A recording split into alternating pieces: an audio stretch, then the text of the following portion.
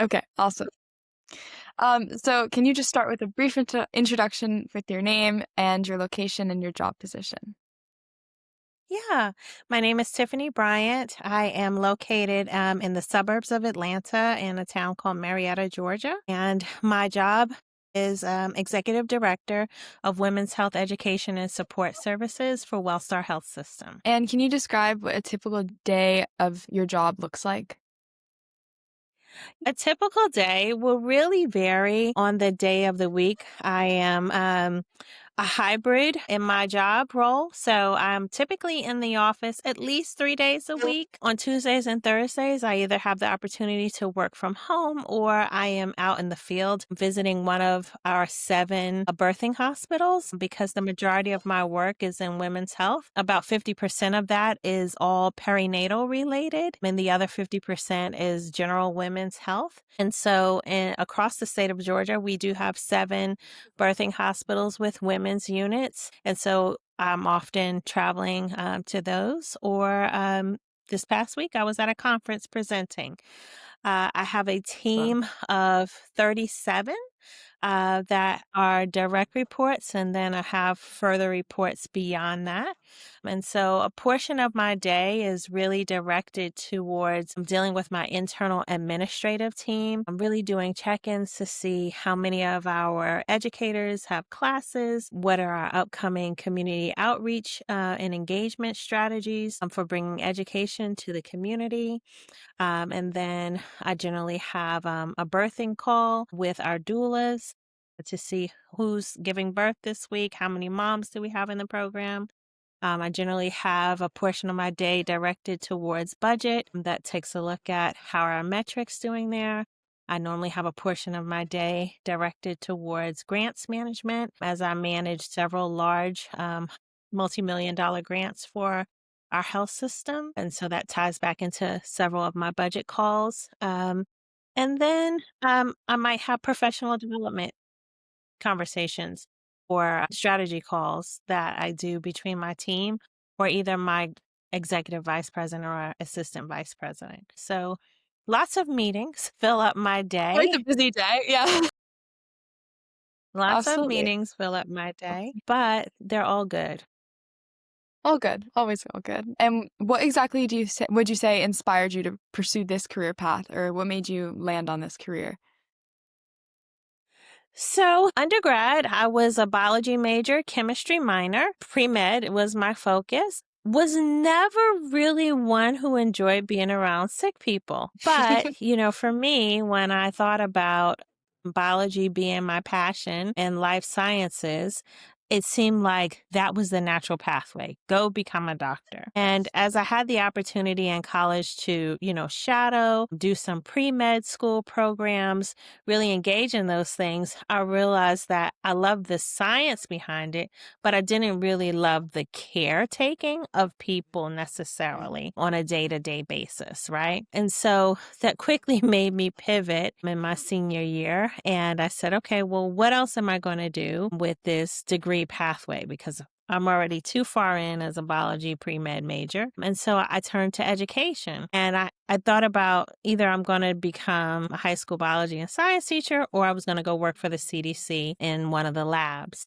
And I was newly married, became pregnant, and my husband was like, I don't really want you to go work in one of those labs if you're pregnant because you might get like monkeypox or something, right? He was like, no, I don't think that's going to be a good Bad thing. idea. So I pivoted and I went into education. So I taught high school biology and chemistry for a couple of years.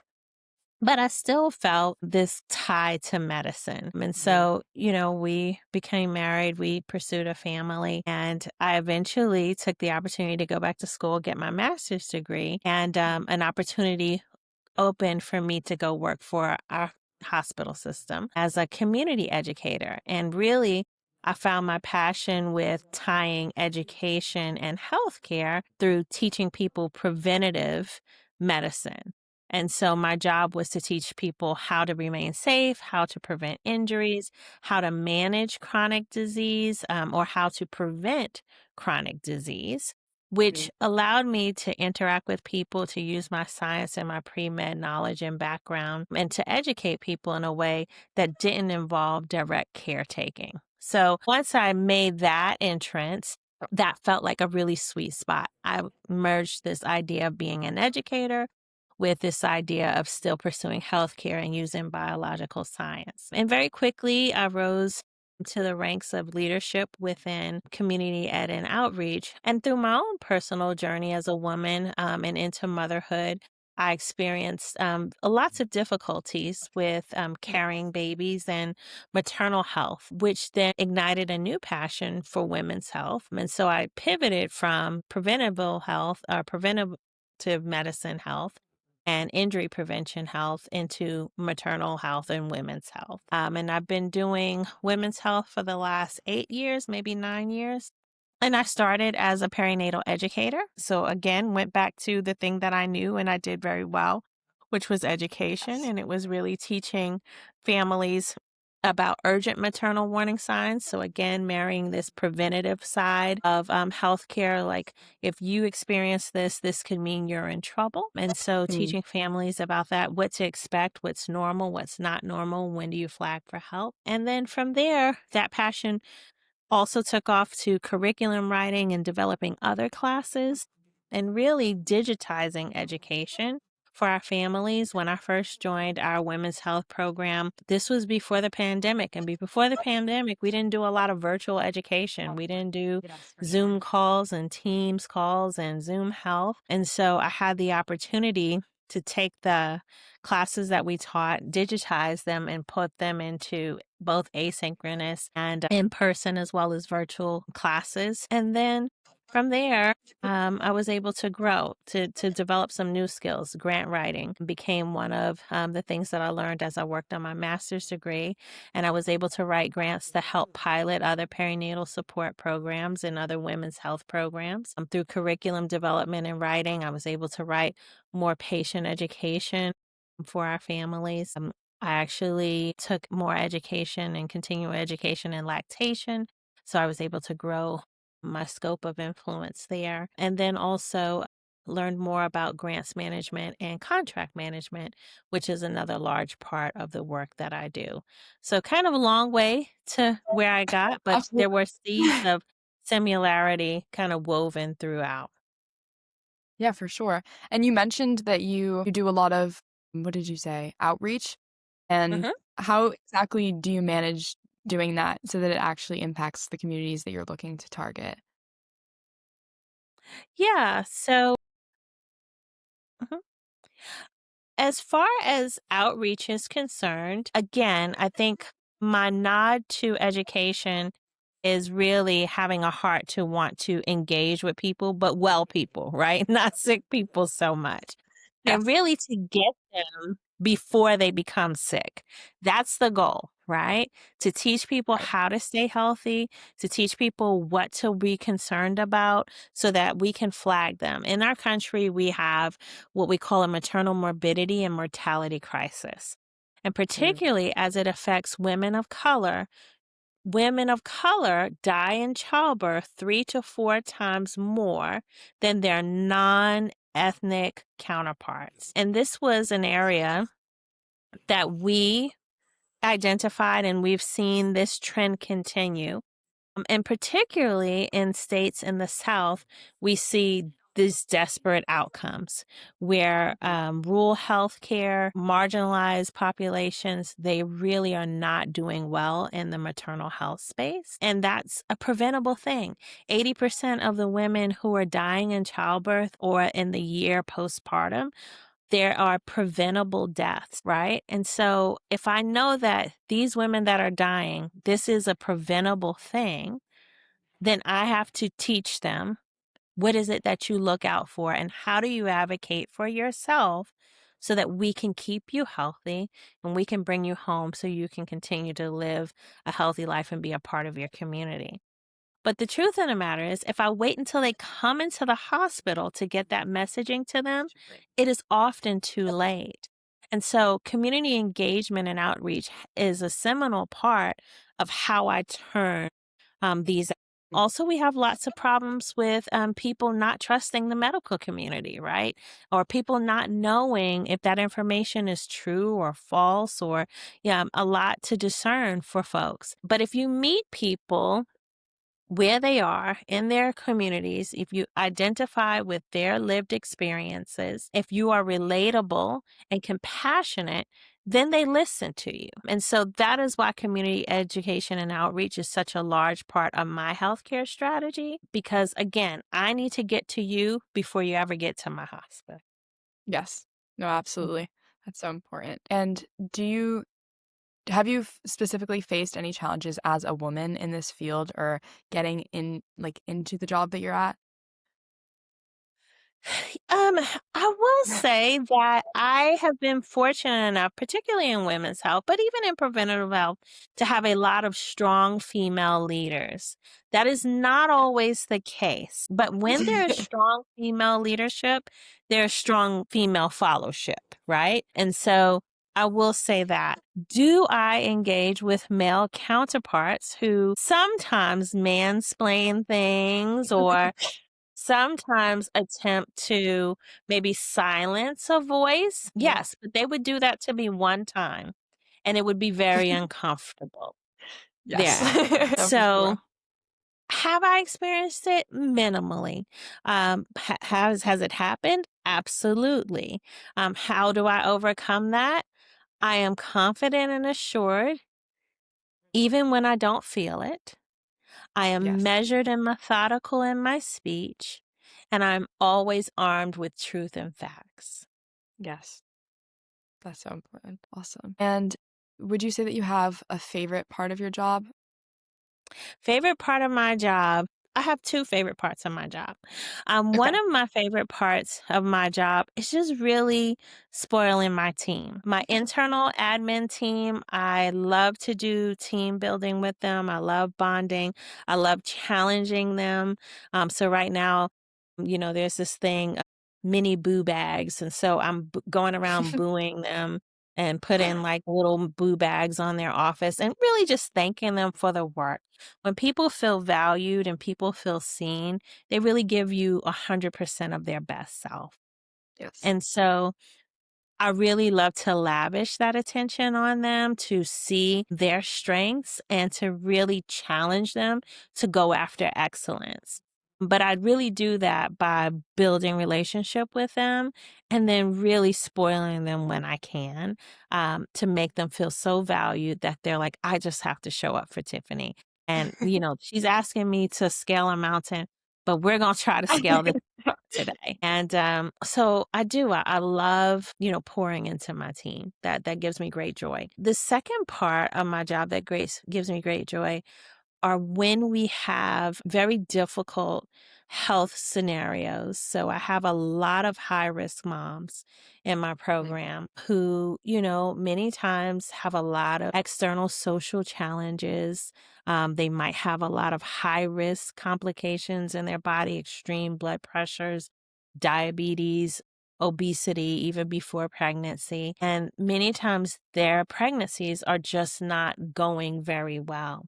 But when Mm. I can, through my program, supply them with a doula and a case manager and a nurse navigator, and we really provide wraparound support to help change the trajectory, not only of her pregnancy, but of her pregnancy outcome and her life in many cases. And they come back with a healthy new baby, didn't stay in the hospital long, renewed hope in their own bodies, their sense of self, and their future journey. And they come back with those testimonies about how this program had such an impact. That's the Mm. second best part of my job, when I Very. get to see our work on paper and our numbers on spreadsheets actually realized as positive outcomes. And do the women in your program, do they sign up to be in your program or do you do that? How exactly do they come into the program? Mhm. So they come by multiple measures. Many of them are physician referred. They'll Mm. go to an OBGYN appointment and their physician might say, I think you really should look into this program. So they'll come that way. There are community engagement events or our speaking events, we'll meet women in the community and then we'll get them signed up that way. Facebook, Instagram, all of those personal testimonies. It's like, I did this program. This was the greatest thing. Let me show you the effect. And everybody vlogs everything nowadays. So, Yes. real time, they become walking PSAs for our program. And so we get a lot of, interest there. And then often a friend or a colleague might say to someone, hey, I did this or I learned of this and this was great. I think this would be good for you. So, patient referral, or peer referrals or another way. And then internet Google search. People are looking for help and Absolutely. they Google something that brings them into my sphere or my realm. And they reach out and then we take care of them. Yes. Awesome. And on that same technology path, I was wondering if you have any thoughts on the next 5 to 10 years and kind of how AI might play a role in either your job or how you think it might impact your job or other healthcare related jobs. Yeah, absolutely. I think AI for sure is here to stay. It is going to continue to grow. We often see it now. I have moms who used to call the doctor if something was wrong, and now they call ChatGPT and they say, what should I do? And so, I think that the emergence of medical advice through AI is real. It's here to stay. And so we've got to make sure that we are feeding it with the proper information. These are machine learning tools. And so the Yes. more you feed them with credible information, the more credible and reliable information they spit back. I think telehealth is a huge part of where this country is going. We hear every day, particularly with the current political landscape, that hospitals all across the nation are closing, that Medicaid reimbursement and Medicare reimbursement is so abysmally low that hospitals can't afford to keep their doors open. We hear about, when we talk about maternal morbidity crisis, maternity or healthcare deserts where there are 13 or 15 counties and there's not one OBGYN or one medical facility in all of a 50, 80, 100-mile radius. And so I think that brick and mortar is very expensive. But the same way that you and I are talking and we can have a consultation, Yes. AI is going to help drive identifying those areas, really analyzing data and providing insights that may be overlooked by the human eye initially. They can predict patterns about things that are happening and really predict that this woman has an 80% chance of a poor outcome, maybe in a way that we hadn't seen previously. Maybe they'll get to that prediction ahead of the curve of her lab showing up, providing sort of those red flags or those warnings. I think external home monitoring, I think remote monitoring devices, and then AI prediction or AI regulation of those where it's capturing an automation of your blood pressures. It's capturing an automation of baby's heart rate. And it can predict, okay, baby's heart rate looks good. I think she's good. We can push that next appointment out. Or there have been some subtle dips and changes in this mom's metrics. And I think we really need to get her seen, sooner than later. So early detection based upon baseline metric changes and, review of data coming in from remote monitoring, I think is all going to be a part of that. And then I think in the education space, in terms of healthcare education, I think, it used to cost us 20, 30, $40,000 to produce ads and PSAs about, get your mammogram, things like that. Well, I can have one of the chat GTTs or Copilot or somebody like that. I can tell them, build me an awareness campaign video for Instagram or for TikTok with an African American woman, a Caucasian male. She needs to be pregnant, show warning signs of elevated blood pressures during pregnancy, and next steps for that mom to take. And literally within seconds, it Yeah, can the whole spit thing. out that video for me. But before, it would have taken me days to think of strategy. We would have had to write out a script. Then we would have had to get actors. We would have had to call in either cartoonists, or if we were going to make it animated, or we would have to call in, like I said, actors, and then a whole video crew. And it could be days of shooting and days of editing.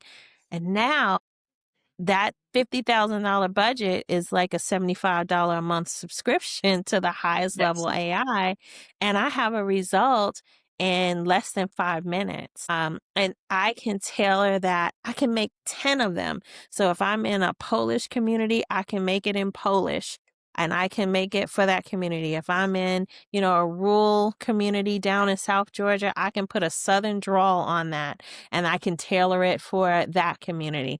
And if this one area has, some rare genetic disease and I really need to get to them and explain to them how that works, I can make another video. I can make 10 videos in 1 week and have the finished output by way of AI in a way that I could have never done even, before. So I think the education opportunities, the early predictions and microanalyzation of patterns, telehealth and remote monitoring, all are going to be great ways that AI is going to streamline and help us produce better outcomes in people in need.